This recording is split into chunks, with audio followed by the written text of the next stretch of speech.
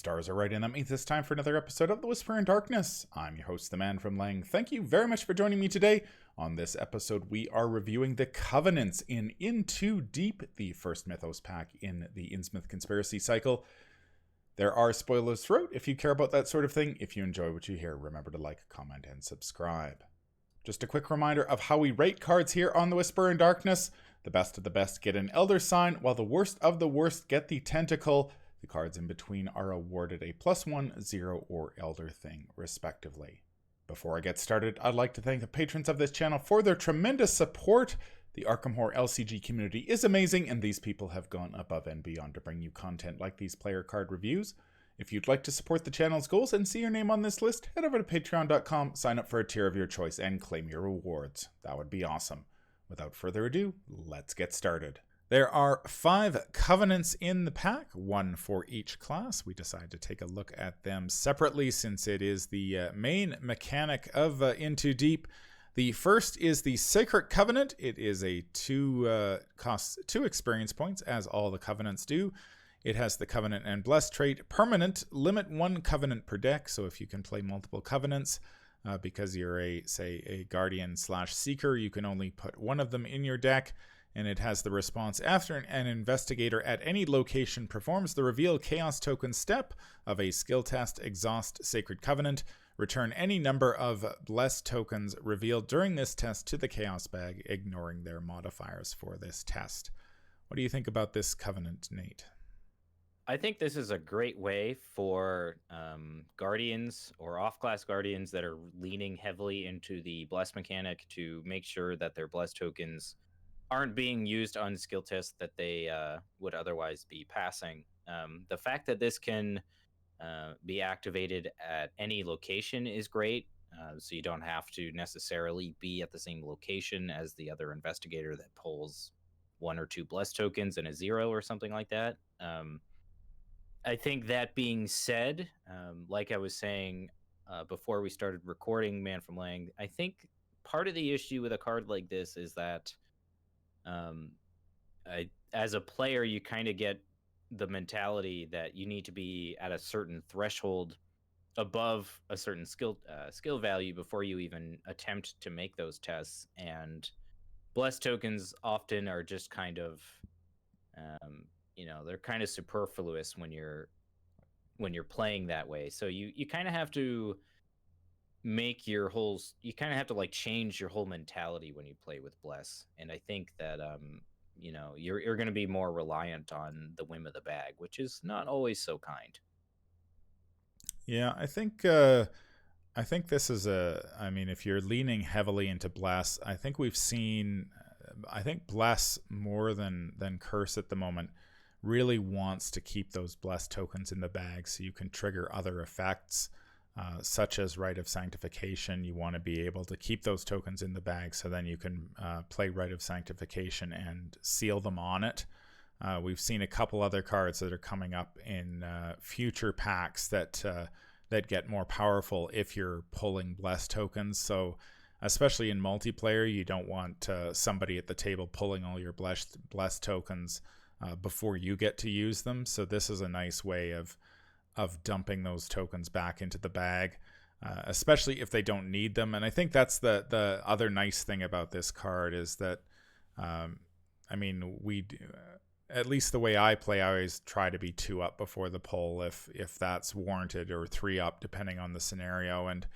And if you're playing that way, drawing a Bless token is often sort of anticlimactic because you were already going to pass the test as it was, and so this Bless token isn't going to do you any good in this particular test, but it might come in handy in a later test. So being able to say, okay, I don't need the Bless token this test, so I'm going to dump it back in the bag, and maybe I'll run into a test where I don't have the cards in my hand to get 2 up, and that's when I want to be drawing those Bless tokens, and this gives you a way of sort of working around that. What would you rate this Covenant? I think if you're playing the Bless deck, this is definitely a +1. I think this is probably the Covenant that you consider.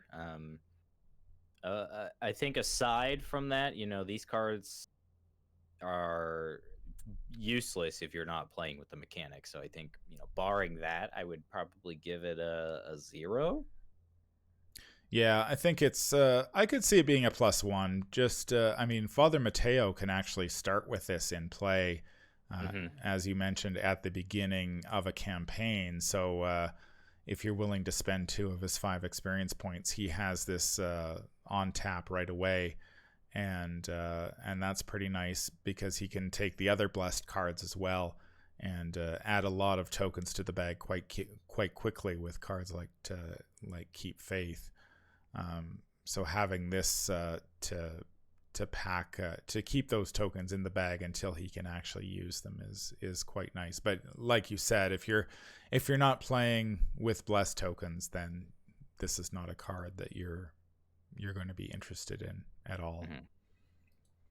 But I mean, that's the case of all of the covenants. So maybe perhaps we should kind of yeah, that's you know what I mean. We're gonna say that for all the covenants. So yeah. So it's not really. It's kind of a moot point to make, but yeah.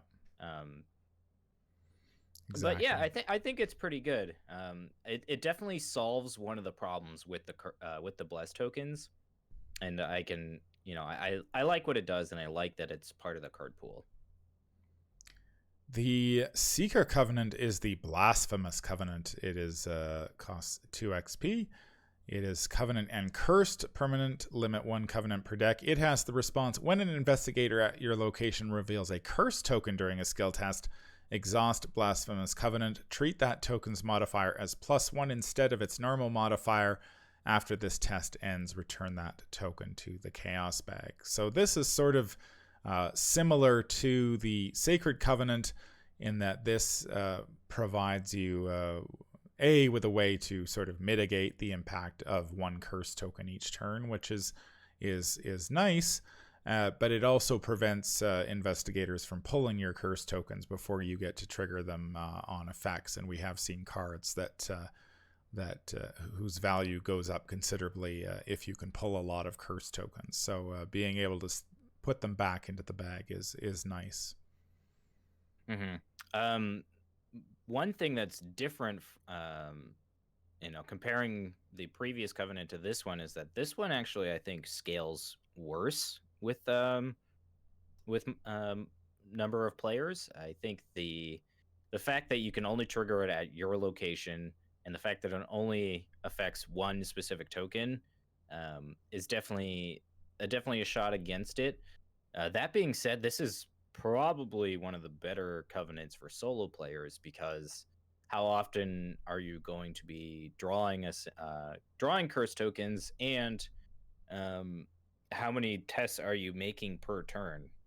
I think because you have to exhaust it, you almost kind of only want to make 1 or 2 skill tests per turn. So turns like investigate, move, investigate, and you draw a curse token, you're getting maximum value out of a card like this. Yeah, exactly. I think you're right. In multiplayer, if you're trying to do something like translate the Cryptic Grimoire, people could easily, other players at the table could easily pull all of your curse tokens before you hit that magic number of 10. And this won't be enough on its own to prevent that, because you're only getting that 1 token per turn. But if you are playing solo, and you're only taking 1 skill test a turn, this is very nice insurance against those curse tokens until you really want them. Like we've seen that Seeker event, Gate of Urash, I want to say. Yeah, something like that. Yeah. Mythos name at the end there. Which does damage depending on the number of curse tokens you pull. So you want those tokens in the bag, and this is a way of keeping them there until you need them. And it also it helps alleviate the -2 as well, as it creates a 3-point swing in your favor. So that's nice as well, is that it ensures that you pass the skill test that you need to pass. Yeah, exactly. What would you rate this one? I'm almost want to give this one an Elder Sign, but I think that's more just because of my bias as a solo player, so I'm gonna give it a +1. I would agree. I would stick with a +1 on this one. I think it's if you're playing this style of deck, then you are going to be purchasing this Covenant, and it will certainly help you in solo. I'm not sure it's a slam dunk in multiplayer, but it'll help. Mm-hmm. But I don't think it's enough on its own. You're going to need to play enough cards that continually add curse tokens to the bag to prevent the other players from pulling them all on you. Mm-hmm. Well, thankfully, Seekers have plenty of ways to do that. So they sure do. They have really cornered the market on adding curse tokens to the bag. The third Covenant in the pack is the False Covenant. It is costs 2 experience points. Covenant Cursed, permanent, limit 1 Covenant per deck. Response: when an investigator at your location reveals a curse token during a skill test, exhaust False Covenant, cancel that chaos token, return it to the token pool, and reveal another token. This is the card that FFG provided me to spoil. Thanks again to FFG for that. And this one is somewhat similar to the Blasphemous Covenant, except that now you are canceling that chaos token outright and pulling another one. Again, here's a way to mitigate the impact of 1 curse token each turn. And I think this is, if you're just adding a few curse tokens to the bag and you're looking for a way to mitigate them, I think this is your go-to Covenant. Yeah, I would agree. This one, in comparison to Blasphemous Covenant, this one's definitely better in multiplayer. It still has the restriction of investigators at your location, but if you're just playing Faustian Bargain and you happen to draw a curse token during a skill test, then you can just cancel it, and that's gravy. This essentially says when you draw a curse token, cancel it, and which is fine. My only criticism of this, I think, because rogues don't have tons of ways like the Seekers do to add curse tokens, that this might fall to the wayside a little bit, but it's still very good. So how would you? I guess if you were just playing Faustian Bargain, say, would you pick this card up, or do you think that you'd need to be playing more than just Faustian Bargain? I think you would need to be playing a little more than just Faustian Bargain. And we haven't really seen much of a way of rogues, or we haven't seen much payoff for rogues adding curse tokens to the bag, other than things like Skeptic. So I'm kind of remiss to, to say that this is a huge slam dunk versus like the Blasphemous one. Just because Seekers have so many ways of adding curse tokens that you can pretty consistently trigger it. Whereas I think with False Covenant, you're going to have to do a little more work to be consistent in triggering it. Mm-hmm. So maybe someone like Trish, who can take Seeker cards, this might be useful for. Or, maybe Jenny, if she decides to splash into Seeker as well. Yeah. So what would you rate it? Would you stick with the +1 of the other Covenants, or do you think this one comes down a peg? If you're playing with curse tokens, if you're playing like enough cards that have curse tokens on them, this card is pretty good. If you're just looking to mitigate the effect of them, I think this one is better than Blasphemous Covenant, because it doesn't add them back into the bag. But I don't think it knocks it down a peg. I think I would still give it a +1. Yeah, I'd agree. I think it's. I think most of the Covenants are quite good for what they do. We will look at one that I do not think is that good, but I think if you are dabbling in with enough of the cards that add curse tokens, then picking this up to mitigate those tokens from time to time is going to be helpful. Obviously, this is for a different style of deck than Blasphemous Covenant.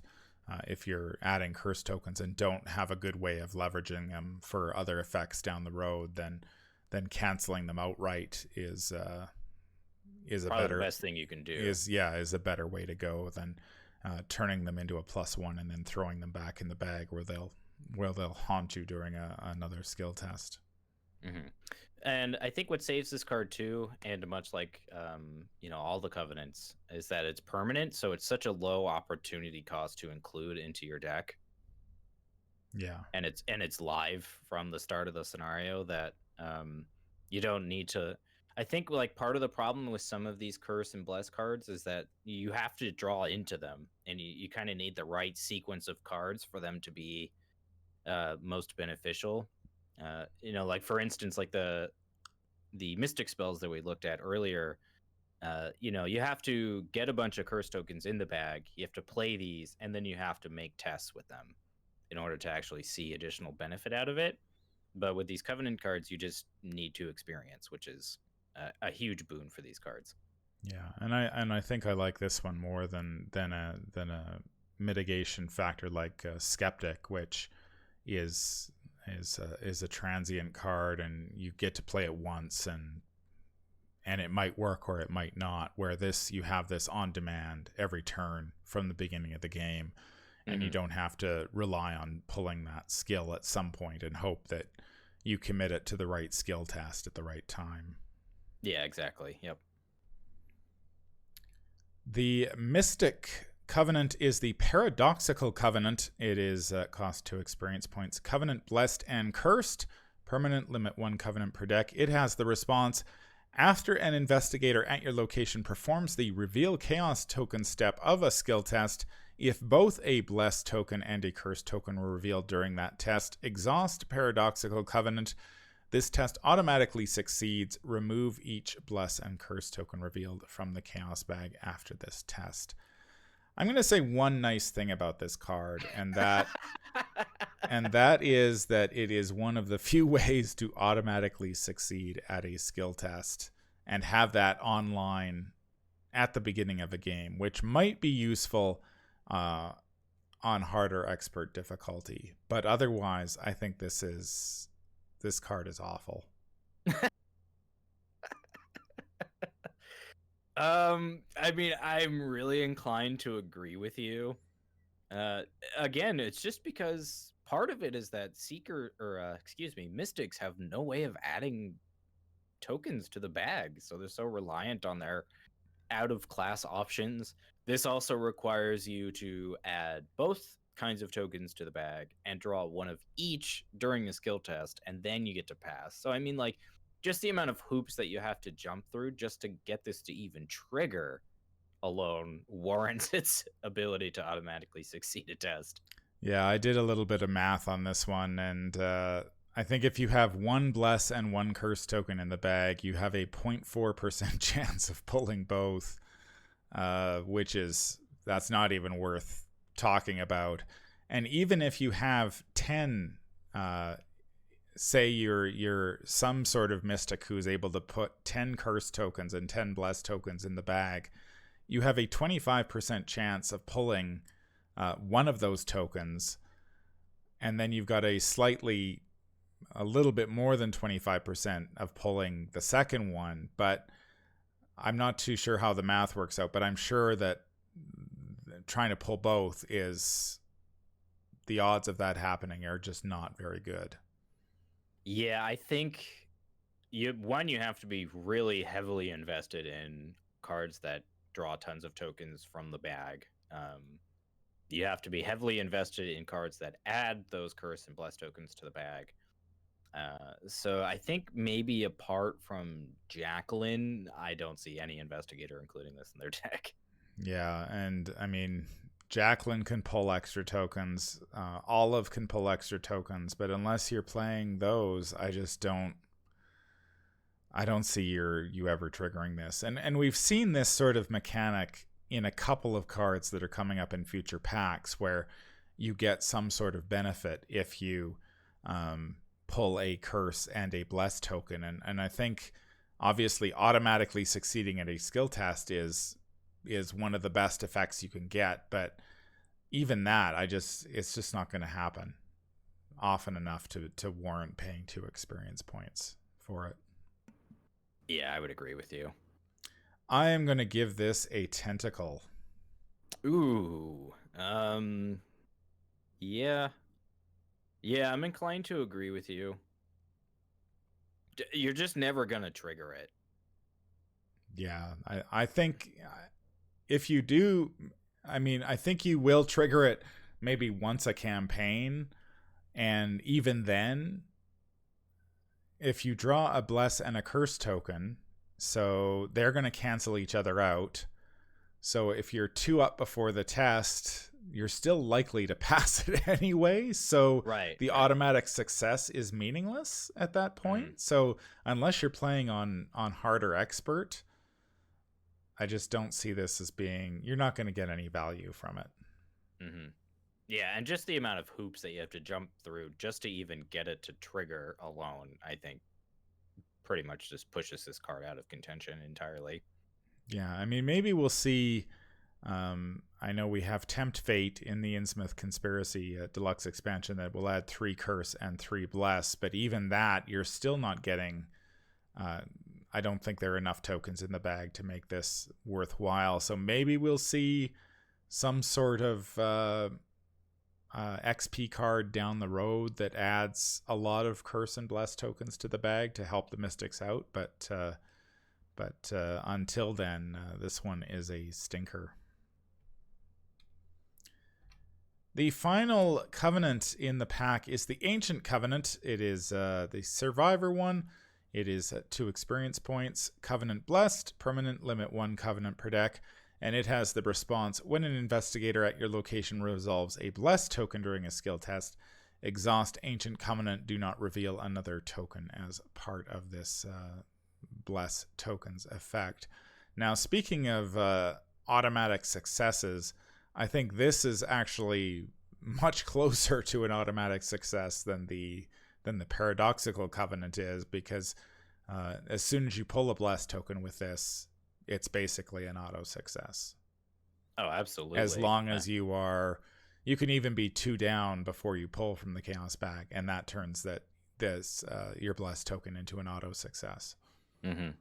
Yeah, like I was saying earlier, I think this is the defining Bless card, in my opinion.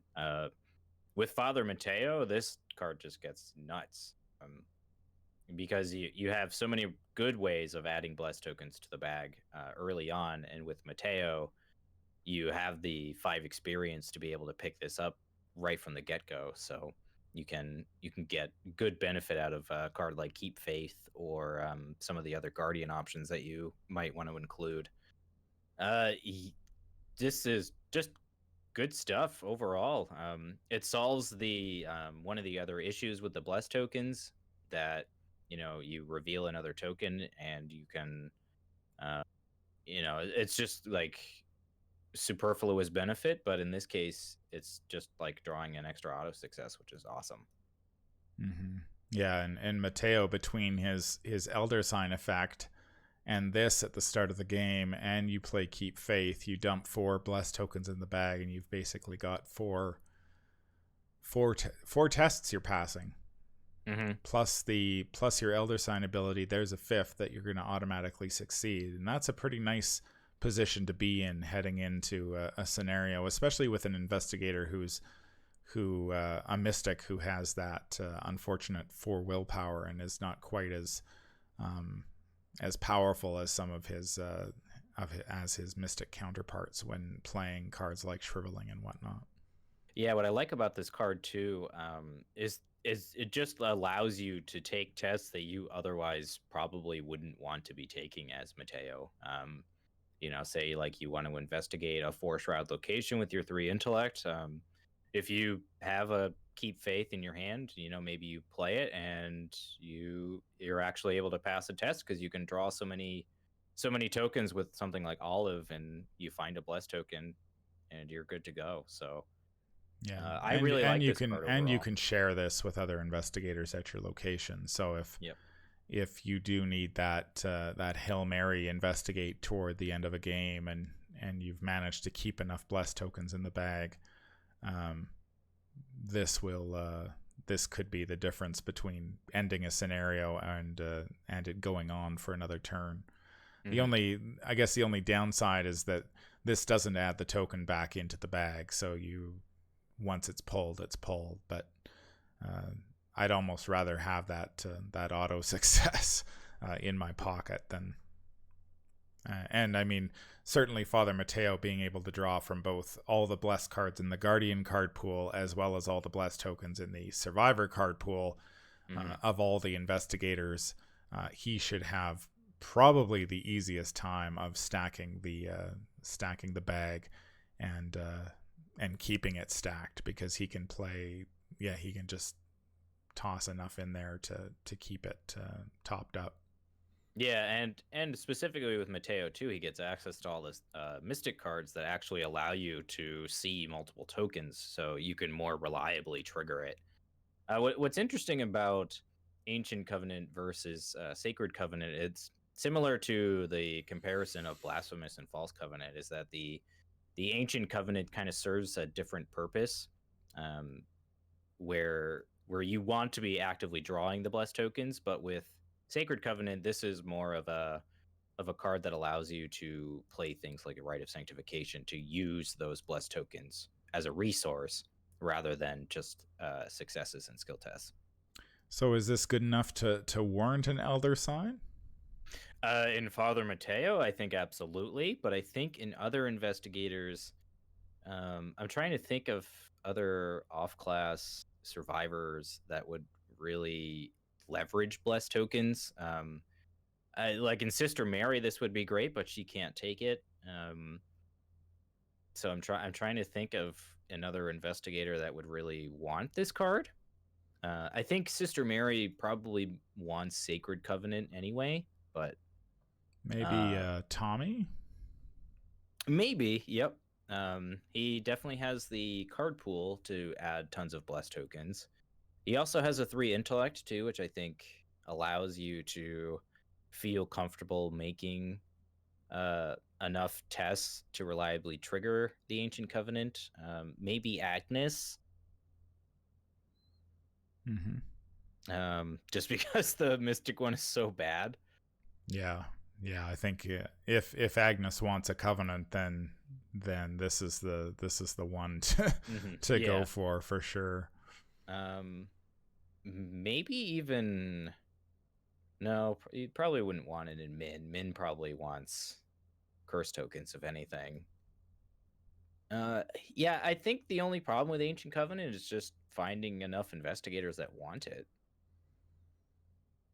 Yeah, but I don't think that speaks to anything against the card. I think that just kind of maybe speaks to Bless as a mechanic. I'm not really sure.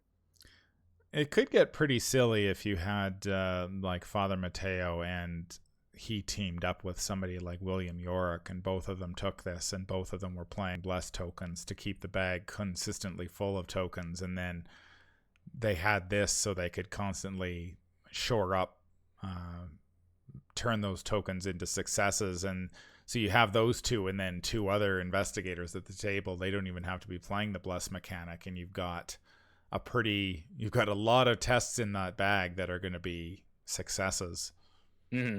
Another thing that this card does is it also prevents you from drawing multiple blessed tokens in a single test as well, which is also nice, so that you're not wasting them. Right.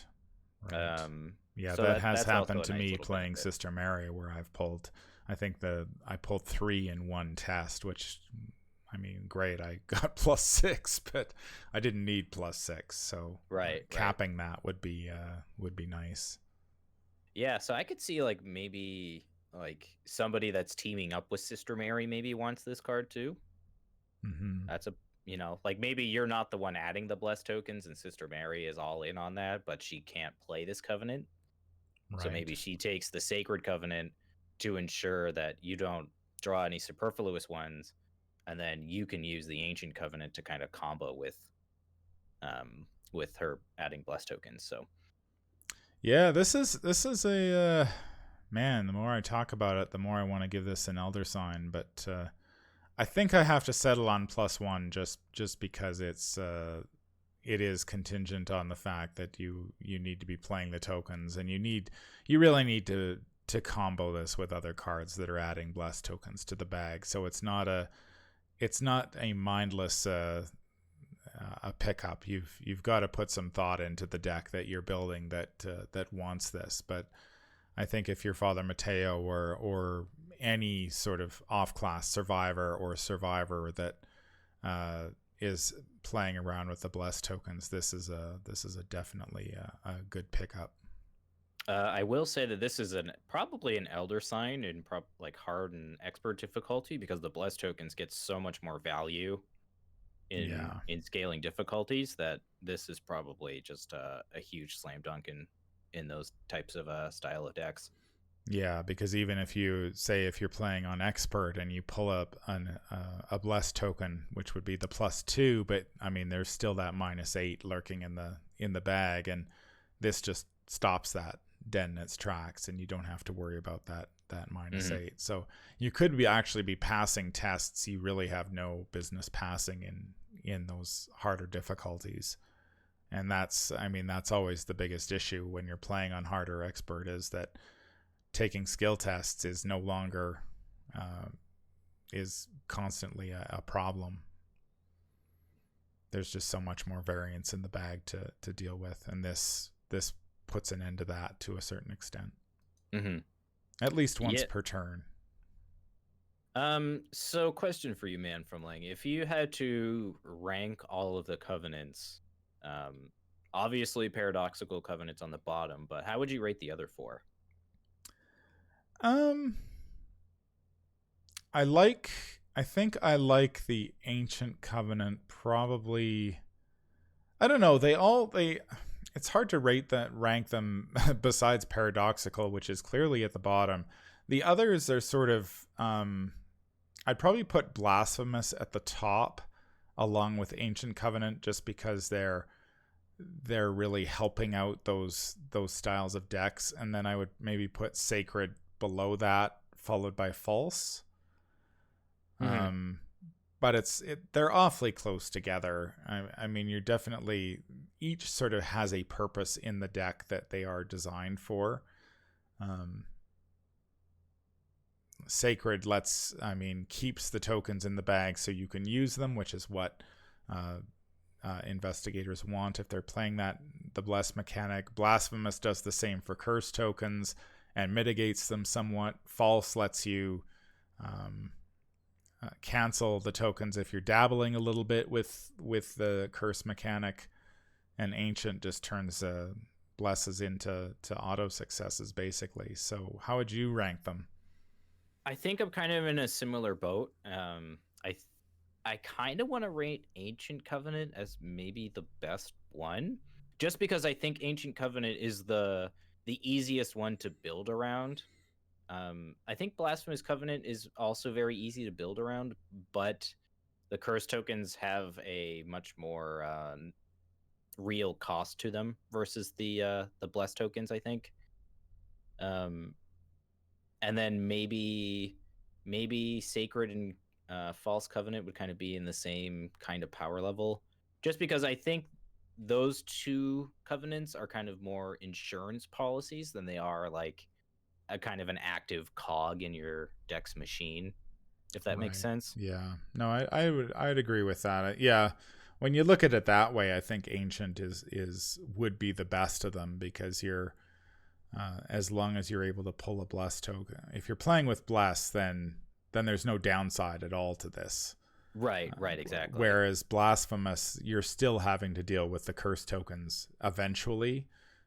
It will mitigate one per turn, but they're still in there and potentially will cause you to fail tests unless you use them to pull, or you pull them for other effects and stuff like that. And yeah, Sacred is more just of an insurance policy. It doesn't necessarily help you. It's not going to help you pass or fail a test. It's just nice to keep the tokens around. Right. It's there to fuel your rite of sanctifications and things like that. It's not there to ensure that you pass tests. And false, I think you could, I mean, depending on how you feel about curse tokens, you could take it or leave it. Like, Mm-hmm. if you find that you're pulling too many of them, then sure, you pick this up. But I mean, if you're just playing Faustian Bargain and that's the only curse token card that adds curse tokens to the bag, I don't think I'd bother with picking it up.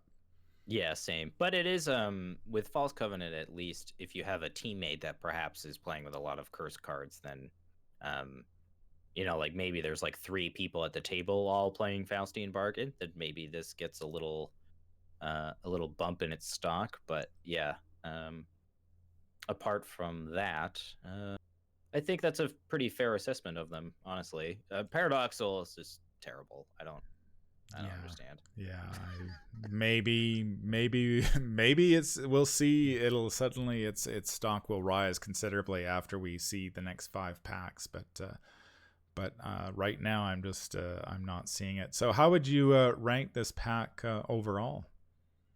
Overall, I think this is a really solid pack for Seekers, Rogues, Mystics, and Survivors. I think Guardians kind of get the short end of the stick, right? Whistle's not a very exciting card, and Righteous Hunt is a very, I think it's pretty good, but it's very niche in what it does.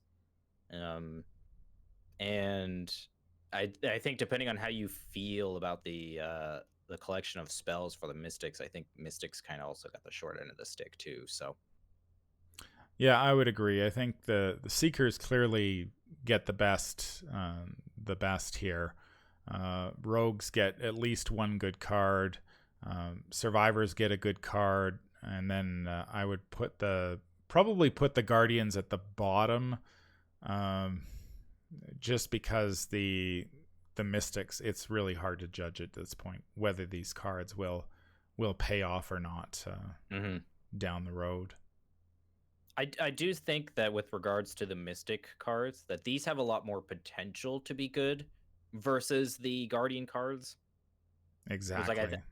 Like the Guardian cards, we know what they're gonna do. Like Righteous Hunt is gonna be, I think, niche to Mateo and maybe certain standalone decks where you need to be able to engage and move on a regular basis. But with the Mystic cards, like these could potentially be pretty good. So yeah. All right. Well, thank you very much for joining me, Nate. We'll be back in a month's time with Devil Reef. That's going to do it for this episode. If you enjoy what you hear, remember to like, comment, and subscribe. If you need to contact me, I can be reached at manfromlang@gmail.com. I am also on Twitter at manfromlang. Until the stars are right, keep your shotgun close and your elder sign closer. Take care out there, and happy investigating.